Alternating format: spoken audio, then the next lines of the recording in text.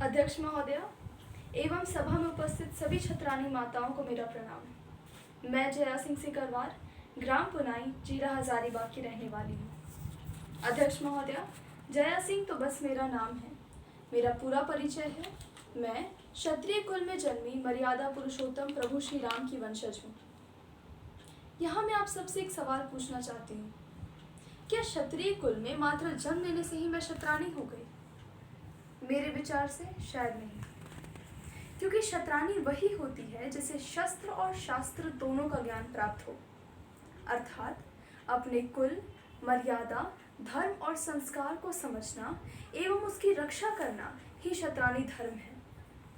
मुझे आप सभी छत्रानी माताओं पे गर्व है, क्योंकि बचपन से ही आपने अपने माता पिता, दादा दादी, नाना नानी से कुल, मर्यादा, धर्म और संस्कार का ज्ञान प्राप्त किया।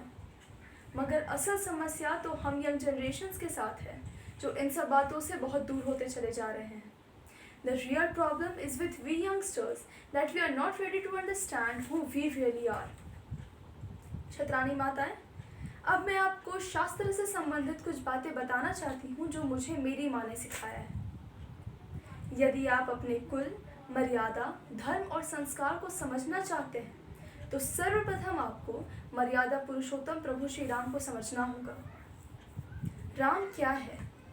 राम एक महामंत्र है जो र, आ और म रूपी 3 बीज मंत्रों से मिलकर बना है। आप सबने देखा होगा, घर में हवन करते वक्त हवन कुंड में ब्राह्मण सर्वप्रथम र लिखते हैं।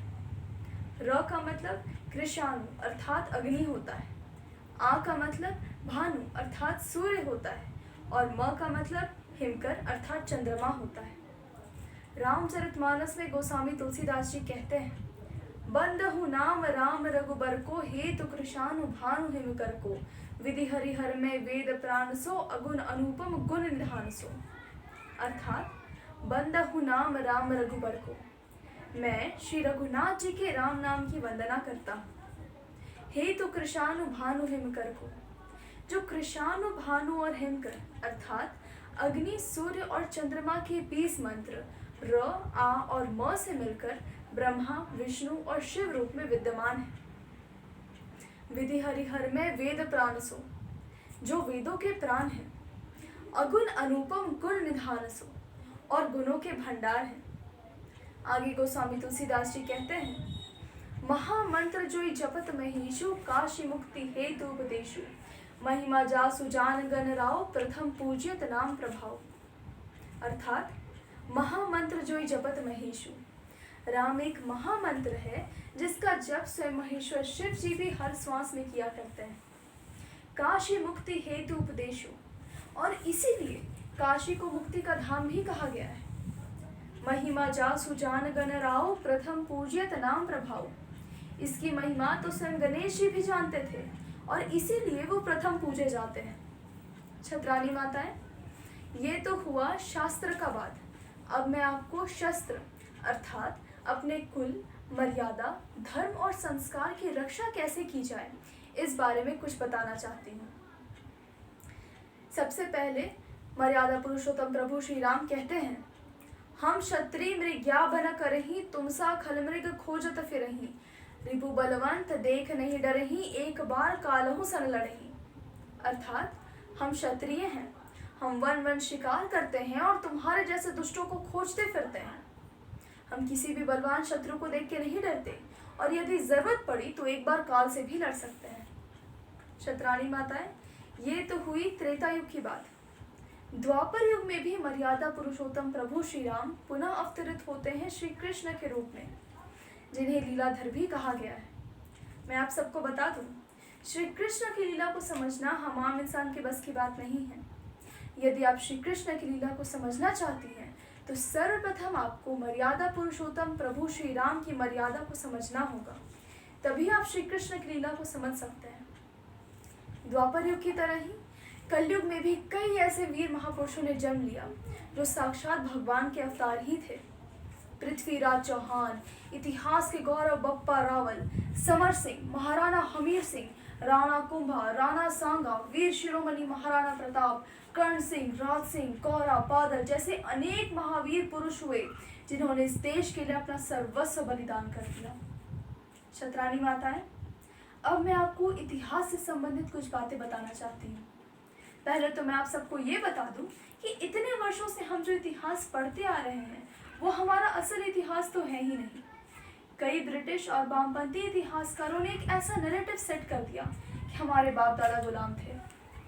कई इस्लामिक आक्रमणकारी और ब्रिटिशर्स ने 1000 वर्ष तक हम पर शासन किया। मगर मैं आप सबको बता दूं कि ये पूर्णतः गलत है। बचपन से ही हमारे अंदर एक गुलामिक मानसिकता डाल दी जा रही है। मैं आपको एक उदाहरण के रूप में बताना चाहती हूँ। अगर किसी छोटे बच्चे के अंदर बचपन से ही भूत का डर बैठा दिया जाए तो बड़े होने के बाद भी कहीं ना कहीं तो वो डर बैठा ही रहता है, जिसके कारण वो कमज़ोर होते चला जाता है। उसी प्रकार से हमारे अंदर भी बचपन से ही एक गुलामिक मानसिकता बैठा दी जाती है ताकि हम भी मानसिक रूप से कमज़ोर होकर के बिखरते चले जाएं। छत्रानी माताएं, दोहराता हूँ सुनो रक्त से लिखी हुई कुर्बानी, दोहराता हूँ सुनो रक्त से लिखी हुई कुर्बानी, जिसके कारण मिट्टी भी चंदन है राजस्थानी। महाराणा हमीर सिंह, जिन्होंने मोहम्मद बिन तुगलक को 6 महीने तक कैद करके रखा था। और केवल यही नहीं, राणा कुंभा, जिन्होंने मालवा के सुल्तान महबूब खिलजी को 6 महीने तक कैद करके रखा। राणा सांगा, जिन्होंने दिल्ली के सुल्तान इब्राहिम लोदी को डागरान को युद्ध में जूते मार के परास्त किया था। छत्रानी माताएं, इन जैसे कई राजपूत राजा हुए जिन्होंने इन मरीचों को मार मार के परास्त किया।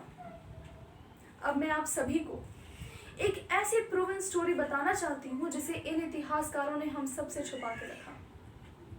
7th सेंचुरी यानी 7वीं शताब्दी में जब भारत पर पहला इस्लामिक आक्रमण हुआ था मोहम्मद बिन कासिम के द्वारा, वो आक्रमण करके राजा ताहिर को मार करके उनकी बेटी को भोग विलास के लिए ले जाता है।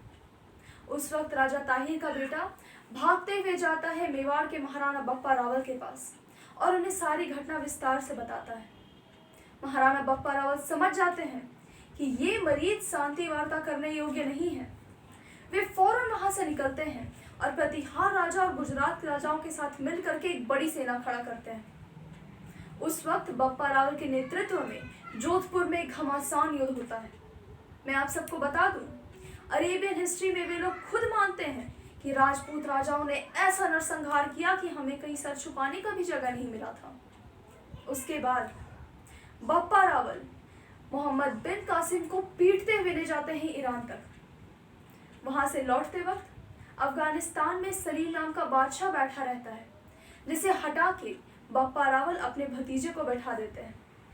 उसके बाद हर 100 किलोमीटर पे वो राजपूती चौकियां बैठाते आते हैं, जिसका परिणाम ये निकलता है कि 7th सेंचुरी यानी 7वीं शताब्दी से लेकर के 1192 तक यानी पूरे 500 वर्ष तक भारत इन इस्लामिक आक्रमणकारियों से बचा हुआ रहा था। सोचिए बप्पा रावल जैसे महापुरुष के कारण ही भारत इन इस्लामिक आक्रमणकारियों से पूरे 500 वर्ष तक बचा हुआ रहा। और केवल यही नहीं, समर सिंह, महाराणा हमीर सिंह, राणा कुंभा, राणा सांगा, वीर शिरोमणि महाराणा प्रताप, कर्ण सिंह, राज सिंह जैसे अनेक शिशोदिया कुल में जन्मे महावीर हुए जिन्होंने 1000 वर्ष तक, पूरे 1000 वर्ष तक इन इस्लामिक आक्रमणकारियों को खुली चुनौती दी थी। छत्रानी माताएं, मैं आप सबको बता दूं कि इन इतिहासकारों ने महाराणा हमीर सिंह और राणा कुंभा को कहीं गायब ही कर दिया और हल्दी घाटी के युद्ध को भी विवादित घोषित कर दिया। मैं आप सबको बताना चाहती हूँ कि पृथ्वीराज चौहान का असली युद्ध, मैं आप सबको बताना चाहती हूँ कि महाराणा प्रताप का तो असली युद्ध हुआ था दिवेर में, हल्दी घाटी के 7 साल बाद 1583 में, जिसमें उन्होंने 36,000 मुगलों को काटा था केवल 3 दिन के अंदर। और तो और पूरे के पूरे मेवाड़ को वो छीन के लाए थे सो कॉल्ड मुगलिया सल्तनत से। छत्रानी माताएं, मैं आप सबको बताना चाहती हूँ कि इतिहासकारों ने सत्ता का संरक्षण पा करके मुगलिया सल्तनत और दिल्ली एम्पायर के नाम का झूठ फैलाया। उन्होंने ये झूठ फैलाया कि इनका राज तो पूरे भारत पे था, मगर मैं आपको बता दूं, इनका संघर्ष तो लगातार चलता ही रहता था। कभी दक्षिण के राजाओं के साथ, तो कभी आसाम, कभी कलिंग, कभी गुजरात, कभी पंजाब, कभी सिंध, तो कभी कश्मीर के राजाओं के साथ चलता ही रहता था। इनका राज तो केवल मेहरौली से लेकर के दिल्ली तक का ही था। ये केवल हिंदू राजाओं का इस्तेमाल करके सत्ता मैनेज करना जानते थे दिल्ली में। छत्रानी माताएं, इनके पास केवल तोप, गोला बारूद जैसी मशीनरीज थी जिनके बल पे ये लूटमार किया करते थे। स्त्रियों के साथ दुर्व्यवहार करना और प्रजा का शोषण करना ही इनका अहम धंधा था। छत्रानी माताएं, सोचिए, अगर इन इस्लामिक आक्रमणकारियों का केवल 10 साल भी भारत पर एक छत्र राज हुआ होता तो क्या आज एक भी हिंदू दिखाई दे रहे होते? हम तो कब का एक इस्लामिक स्टेट बन चुके होते। हम जो मंदिरों में घुमा करते हैं वो शायद हम कहीं और दिख रहे होते। कल का जन्मा पाकिस्तान ही इसका करंट एग्जाम्पल है। पर्शिया गुलाम हुआ, ईरान बन गया। मेसोपोटामिया गुलाम हुआ, इराक बन गया। मगर भारत तो कल भी भारत था और भारत तो आज भी भारत है। छत्रानी माताएं, वुमेन्स डे के इस पावन अवसर पर मैं हम सभी छत्रानियों की गौरव रानी पद्मावती को श्रद्धांजलि देती हूँ। और तो और उन सभी वीर छत्रानी माताओं को शत शत नमन करती हूँ जिन्होंने ऐसे वीर महापुरुषों को जन्म दिया। उन सभी वीर माताओं को मेरा शत शत नमन एवं आप सभी वीर छत्रानी माताओं को मेरा शत शत नमन। जय माँ भवानी, जय सिया राम।